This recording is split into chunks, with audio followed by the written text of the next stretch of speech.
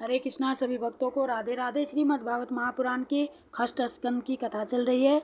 आज की कथा है वृत्रासुर का पूर्व चरित्र, जो पिछले जन्म में क्या था इसके बारे में कथा है। तो पहले भगवान नाम संकीर्तन करें। श्री कृष्ण गोविंद हरे मुरारे, हे नाथ नारायण वासुदेव। श्री कृष्ण गोविंद हरे मुरारे, हे नाथ नारायण वासुदेव। हे नाथ नारायण वासुदेव, हे नाथ नारायण वासुदेव। श्री कृष्ण गोविंद हरे मुरारे, हे नाथ नारायण वासुदेव। हरे कृष्णा कृष्णा कृष्णा हरे हरे, हरे राम राम राम हरे हरे। हरे कृष्णा कृष्णा कृष्णा हरे हरे, हरे राम राम राम हरे हरे। हरे कृष्णा कृष्ण कृष्ण हरे हरे, हरे राम राम राम हरे हरे। गोविंद बोलो हरि गोपाल बोलो, राधा रमन हरि गोविंद बोलो। गोविंद बोलो हरि गोपाल बोलो, राधा रमन हरि गोविंद बोलो। गोविंद बोलो हरि गोपाल बोलो, राधा रमन हरि गोविंद बोलो। राधा रमन हरि गोविंद बोलो, राधा रमन हरि गोविंद बोलो। बोलिए सदगुरुदेव भगवान की जय, वृंदावन धाम की जय, वैकुंठनाथ की जय, श्रीमद् भागवत भगवान की जय। श्री राधा कृष्णाभ्याम नमः। नमः पंकजनाभाय नमः पंकजमाल्ये नमः पंकज नेत्राय नमस्ते पंकजांगे। कृष्णाय वासुदेवाय देवकी नंदनाय च नंद गोप कुमाराय गोविंदाय नमो नमः। बोलिए सदगुरुदेव भगवान श्रीमद् भागवत भगवान की जय, भगवान वेद व्यास की जय, सुखदेव जी महाराज की जय। जय जय श्री राधे, जय जय श्री राधे, जय जय श्री राधे श्याम। अथ चतुर्दशो अध्याय वृत्रासुर का पूर्व चरित्र। राजा परीक्षित ने पूछा, भगवान, वृत्रासुर का स्वभाव तो बड़ा रजोगुणी तमोगुणी था। वह देवताओं को कष्ट पहुंचाकर पाप भी करता ही था। ऐसी स्थिति में भगवान नारायण के चरणों में उसकी सुदृढ़ भक्ति कैसे हुई? हम देखते हैं कि प्राय शुद्ध सत्वमय देवता और पवित्र हृदय ऋषि भी भगवान की परम प्रेममयी अनन्य भक्ति से वंचित ही रह जाते हैं। सचमुच भगवान की भक्ति बड़ी दुर्लभ है। भगवान इस जगत के प्राणी पृथ्वी के धूलि कणों के समान ही असंख्य हैं। उनमें से कुछ मनुष्य आदि श्रेष्ठ जीव ही अपने कल्याण की चेष्टा करते हैं। ब्राह्मण उनमें भी संसार से मुक्ति चाहने वाले तो बिरले ही होते हैं, और मोक्ष चाहने वाले हजारों में मुक्ति या सिद्धि लाभ तो कोई सा ही कर पाता है। महामुने, करोड़ों सिद्ध एवं मुक्त पुरुषों में भी वैसे शांत चित्त महापुरुष का मिलना तो बहुत ही कठिन है, जो एकमात्र भगवान के ही परायण हो। ऐसी अवस्था में वह वृत्रासुर, जो सब लोगों को सताता था और बड़ा पापी था, उस भयंकर युद्ध के अवसर पर भगवान श्री कृष्ण में अपनी वृत्तियों को इस प्रकार दृढ़ता से लगा सका। इसका क्या कारण है?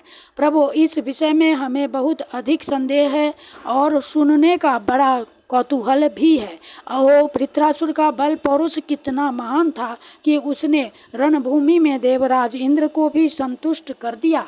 सूत जी कहते हैं, सौनकादि ऋषियों, भगवान सुखदेव जी परम दयालु राजर्षि परीक्षित का यह श्रेष्ठ प्रश्न सुनकर उनका अभिनंदन करते हुए यह बात कही।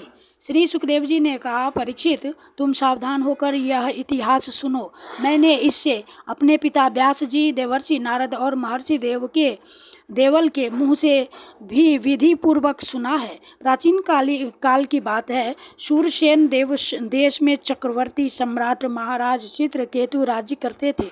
उनके राज्य में पृथ्वी स्वयं ही प्रजा की इच्छा के अनुसार अन्न रस दे दिया करती थी।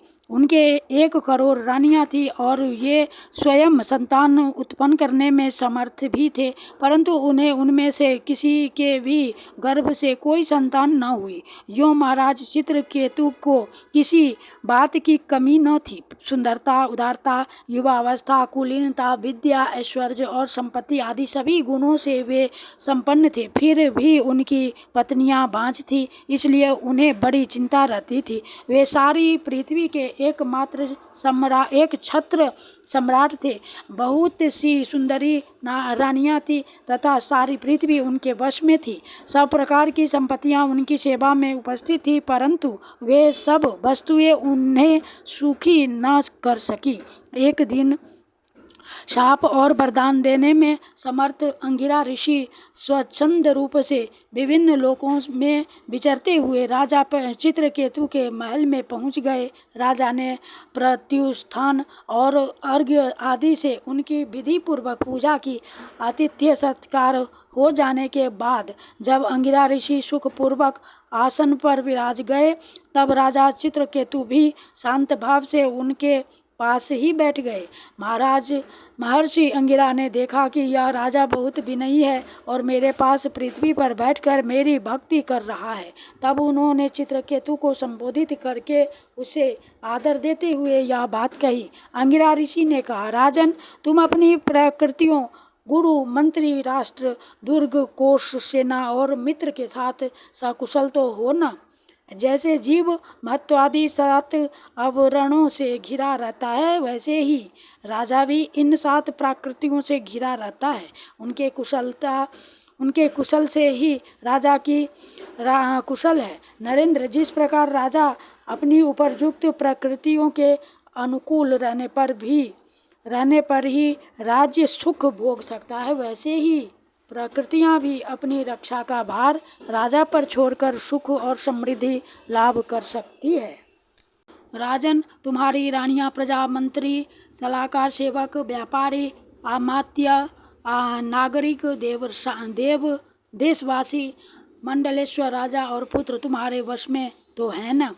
सच्ची बात तो यह है कि जिसका मन अपने वश में है उसके ये सभी वश में होते हैं। इतना ही नहीं, सभी लोक और लोकपाल भी बड़ी सावधानी से उसे भेंट देकर उसकी प्रसन्नता चाहते हैं, परंतु मैं देख रहा हूँ कि तुम स्वयं संतुष्ट नहीं हो।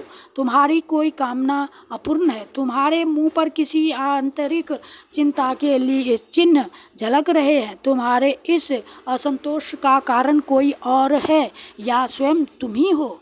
परीक्षित, महर्षि अंगिरा यह जानते थे कि राजा के मन में किस बात की चिंता है, फिर भी उन्होंने उनसे चिंता के संबंध में अनेकों प्रश्न पूछे। चित्रकेतु को संतान की कामना थी, अतः महर्षि के पूछने पर उन्होंने विनय से झुककर निवेदन किया। सम्राट चित्रकेतु ने कहा, भगवान, जिन योनियों के तपस्या, ज्ञान, धारणा, ध्यान और समाधि के द्वारा सारे पाप नष्ट हो चुके हैं, उनके लिए प्राणियों के बाहर या भीतर की ऐसी कौन सी बात है जिसे वे न जानते हों? ऐसा होने पर भी जब आप सब कुछ जानबूझकर मुझसे मेरे मन की चिंता पूछ रहे हैं, तब मैं आपकी आज्ञा और प्रेरणा से अपनी चिंता आपके चरणों में निवेदन करता हूँ। मुझे पृथ्वी का साम्राज्य, ऐश्वर्य और संपत्ति का, जिनके लिए लोकपाल भी लालायित रहते हैं, प्राप्त हैं, परंतु संतान न होने के कारण मुझे इन सुख भोगों से उसी प्रकार तनिक भी शांति नहीं मिल रही है जैसे भूखे प्यासे प्राणी को अन्न जल के सिवा दूसरे भोगों से। महाभाग्यवान महर्षि, मैं तो दुखी हूँ ही, पिंडदान न मिलने की आशंका से मेरे पितर भी दुखी हो रहे हैं। अब आप हमें संतान दान करके परलोक में प्राप्त होने वाले घोर नरक से उबारिए और ऐसी व्यवस्था कीजिए कि मैं लोक परलोक के सब दुखों से छुटकारा पा लूं। श्री सुखदेव जी कहते हैं, परीक्षित, जब राजा चित्रकेतु ने इस प्रकार प्रार्थना की, तब सर्वसमर्थ एवं परम कृपालु ब्रह्मा पुत्र भगवान अंगिरा ने त्वष्टा देवता के योग्य चरु निर्माण करके उससे उनका यजन किया। परीक्षित, राजा चित्रकेतु की रानियों में सबसे बड़ी और सद्गुणवती महारानी कृतदुति थी। महर्षि अंगिरा ने उन्हीं को यज्ञ का अवशेष प्रसाद दिया और राजा चित्रकेतु से कहा, राजन, तुम्हारी पत्नी के गर्भ से एक पुत्र होगा जो तुम्हें हर्ष और शोक दोनों ही देगा। यूं कहकर अंगिरा ऋषि चले गए। उस यज्ञावशेष प्रसाद के खाने से ही महारानी कृतदुति ने महाराज चित्रकेतु के द्वारा गर्भ धारण किया, जैसे कृतिका ने अपने गर्भ में अग्नि कुमार को धारण किया था। राजन, सूरसेन देश के राजा चित्रकेतु के तेज से कृतदुति का गर्भ शुक्ल पक्ष के चंद्रमा के समान दिनों दिन क्रमशः बढ़ने लगा। तदनंतर समय आने पर महारानी कृतदुति के गर्भ से एक सुंदर पुत्र का जन्म हुआ। उसके जन्म का समाचार पाकर सूरसेन देश की प्रजा बहुत ही आनंदित हुई। सम्राट चित्रकेतु के आनंद का तो कहना ही क्या था। वे स्नान करके पवित्र हुए। फिर उन्होंने वस्त्राभूषणों से सुसज्जित हो ब्राह्मणों से स्वस्ति वाचन कराकर और आशीर्वाद लेकर पुत्र का जात कर्म संस्कार करवाया। उन्होंने उस ब्राह्मणों को सोना, चांदी, वस्त्र, आभूषण, गांव, घोड़े, हाथी और 6 अर्बुद गौएं दान की। उदार शिरोमणि राजा चित्रकेतु ने पुत्र के धन, यश और आयु की वृद्धि के लिए दूसरे लोगों को भी मुँह मांगी वस्तुएं दी। ठीक उसी प्रकार जैसे मेघ सभी जीवों का मनोरथ पूर्ण करता है। परीक्षित, जैसे यदि किसी कंगाल को बड़ी कठिनाई से कुछ धन मिल जाता है तो उसमें उसकी आसक्ति हो जाती है, वैसे ही बहुत कठिनाई से प्राप्त हुए उस पुत्र में राजर्षि चित्रकेतु का स्नेह बंधन दिनों दिन दृढ़ होने लगा। माता कृतदुति को भी अपने पुत्र पर मोह के कारण बहुत ही स्नेह था, परंतु उसकी 7 रानियों के मन में पुत्र की कामना से और भी जलन होने लगी। प्रतिदिन बालक का लाड़ प्यार करते रहने के कारण सम्राट चित्रकेतु का जितना प्रेम बच्चे की माँ कृतदुति में था, उतना दूसरी रानियों में न रहा। इस प्रकार एक तो वे रानियां संतान न होने के कारण ही दुखी थी, दूसरे राजा चित्रकेतु ने उनकी उपेक्षा कर दी, अतः वे डाह से अपने को धिक्कारने और मन ही मन जलने लगी। वे आपस में कहने लगी, अरे बहनों, पुत्रहीन स्त्री बहुत ही अभागिनी होती है। पुत्र वाली सौतें तो दासी के समान उसका तिरस्कार करती हैं, और स्वयं पतिदेव ही उसे पत्नी करके नहीं मानते। सचमुच पुत्रहीन स्त्री धिक्कार के योग्य है। भला दासियों को क्या दुख है, वे तो अपने स्वामी की सेवा करके निरंतर सम्मान पाती रहती हैं, परंतु हम अभागिनी तो इस समय उनसे भी गई बीती हो रही हैं और दासी के समान बार बार तिरस्कार पा रही हैं। परीक्षित, इस प्रकार वे रानियां अपनी सौत की गोद भरी देखकर जलती रहती थी और राजा भी उनकी ओर से उदासीन हो गए थे। फलतः उनके मन में कृतदुति के प्रति बहुत अधिक द्वेष हो गया। द्वेष के कारण रानियों की बुद्धि मारी गई, उनके चित्त में क्रूरता छा गई। उन्हें अपने पति चित्रकेतु का पुत्र स्नेह सहन न हुआ, इसलिए उन्होंने चिढ़कर नन्हे से राजकुमार को विष दे दिया। महारानी कृतदुति को सौतों की इस घोर पापमयी करतूत का कुछ भी पता न था। उन्होंने दूर से देखकर समझ लिया कि बच्चा सो रहा है, इसलिए वे महल में इधर उधर डोलती रही। बुद्धिमती रानी ने यह देखकर कि बच्चा बहुत देर से सो रहा है, धाई से कहा, कल्याणी, मेरे लाल को ले आ। धाई ने सोते हुए बालक के पास जाकर देखा कि उसके नेत्रों की पुतलियां उलट गई हैं। प्राण, इंद्रिया और जीवात्मा ने भी उसके शरीर से विदा ले ली है। यह देखते ही हाय रे, मैं मारी गई, इस प्रकार कहकर वह धरती पर गिर पड़ी। धाई अपने दोनों हाथों से छाती पीट पीट कर बड़े आर्त स्वर में जोर जोर से रोने लगी। उसका रोना सुनकर महारानी कृतदुति जल्दी जल्दी अपने पुत्र के शयन गृह में पहुंची और उन्होंने देखा कि मेरा छोटा सा बच्चा अकस्मात मर गया है। तब वे अत्यंत शोक के कारण मूर्छित होकर पृथ्वी पर गिर पड़ी। उनके सिर के बाल बिखर गए और शरीर पर के वस्त्र अस्त व्यस्त हो गए। तदनंतर महारानी का रुदन सुनकर रनिवास के सभी स्त्री पुरुष वहां दौड़ आए और सहानुभूतिवश अत्यंत दुखी होकर रोने लगे। वे हत्यारी रानियां भी वहां आकर झूठ मूठ रोने का ढोंग करने लगी। जब राजा चित्रकेतु को पता चला कि मेरे पुत्र की अकारण ही मृत्यु हो गई है, तब अत्यंत स्नेह के कारण शोक के आवेग से उनकी आंखों के सामने अंधेरा छा गया। वे धीरे धीरे अपने मंत्रियों और ब्राह्मणों के साथ मार्ग में गिरते फिरते पड़ते मृत बालक के पास पहुँचे और मूर्छित होकर उसके पैरों के पास गिर पड़े। उनके केश और वस्त्र इधर उधर बिखर गए। वे लंबी लंबी सांस लेने लगे। आंसुओं की अधिकता से उनका गला रुंध गया और वे कुछ भी बोल न सके। पति प्राणा रानी कृतधुति अपने पति चित्रकेतु को अत्यंत शोकाकुल और इकलौते नन्हे से बच्चे को मरा हुआ देख भांति भांति के विलाप करने लगी। उनका यह दुख देखकर मंत्री आदि सभी उपस्थित मनुष्य शोकाग्रस्त हो गए। महारानी के नेत्रों से इतने आंसू बह रहे थे कि वे उनकी आंखों का अंजन लेकर केसर और चंदन से चर्चित वक्षस्थल को भिगोने लगे। उनके बाल बिखर रहे थे तथा उनके गूंथे हुए फूल गिर रहे थे। इस प्रकार वे पुत्र के लिए कुररी पक्षी के समान उच्च स्वर में विविध प्रकार से विलाप कर रही थी। वे कहने लगी, अरे विधाता, सचमुच तू बड़ा मूर्ख है जो अपनी सृष्टि के प्रतिकूल चेष्टा करता है। बड़े आश्चर्य की बात है कि बूढ़े बूढ़े तो जीते रहे और बालक मर जाए। यदि वास्तव में तेरे स्वभाव में ऐसी ही विपरीतता है, तब तो तू जीवों का अमर शत्रु है।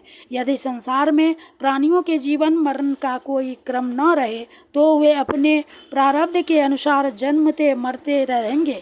फिर तेरी आवश्यकता ही क्या है? तूने संबंधियों में स्नेह बंधन तो इसलिए डाल रखा है कि वे तेरी सृष्टि को बढ़ाए, परंतु तू इस प्रकार बच्चों को मारकर अपने किए कराए पर अपने हाथों पानी फेर रहा है। फिर वे अपने मृत पुत्र की ओर देखकर कहने लगी, बेटा, मैं तुम्हारे बिना अनाथ और दीन हो रही हूँ। मुझे छोड़कर इस प्रकार चले जाना तुम्हारे लिए उचित नहीं है। तनिक आंख खोल कर देखो तो सही, तुम्हारे पिताजी तुम्हारे वियोग में कितने शोक संतप्त हो रहे हैं। बेटा, जिस घोर नरक को निसंतान पुरुष बड़ी कठिनाई से पार कर पाते हैं, उसे हम तुम्हारे सहारे अनायास ही पार कर लेंगे। अरे बेटा, तुम इस यमराज के साथ दूर मत जाओ, यह तो बड़ा ही निर्दयी है। मेरे प्यारे लल्ला ओ राजकुमार, उठो बेटा, देखो तुम्हारे साथी बालक तुम्हें खेलने के लिए बुला रहे हैं। तुम्हें सोते सोते बहुत देर हो गई, अब भूख लगी होगी। उठो, कुछ खा लो, और कुछ नहीं तो मेरा दूध ही पी लो और अपने स्वजन संबंधी हम लोगों का शोक दूर करो। प्यारे लाल, आज मैं तुम्हारे मुखारविंद पर वह भोली भाली मुस्कुराहट और आनंद भरी चितवन नहीं देख रही हूँ। मैं बड़ी अभागिनी हूँ। हाय हाय, अब भी मुझे तुम्हारी सुमधुर तोतली बोली नहीं सुनाई दे रही है। क्या सचमुच निठुर यमराज तुम्हें उस परलोक में ले गया जहाँ से फिर कोई लौटकर नहीं आता? श्री सुखदेव जी कहते हैं, परीक्षित, जब सम्राट चित्रकेतु ने देखा कि मेरी रानी अपने मृत पुत्र के लिए इस प्रकार भांति भांति से विलाप कर रही है, तब वे शोक से अत्यंत संतप्त हो फूट फूट कर रोने लगे। राजा रानी के इस प्रकार विलाप करने पर उनके अनुगामी स्त्री पुरुष भी दुखित होकर रोने लगे। इस प्रकार सारा नगर ही शोक से अचेत सा हो गया। राजन, महर्षि अंगिरा और देवर्षि नारद ने देखा कि राजा चित्रकेतु पुत्र शोक के कारण चेतनाहीन हो रहे हैं, यहाँ तक कि उन्हें समझाने वाला भी कोई नहीं है। तब ये दोनों वहाँ आए।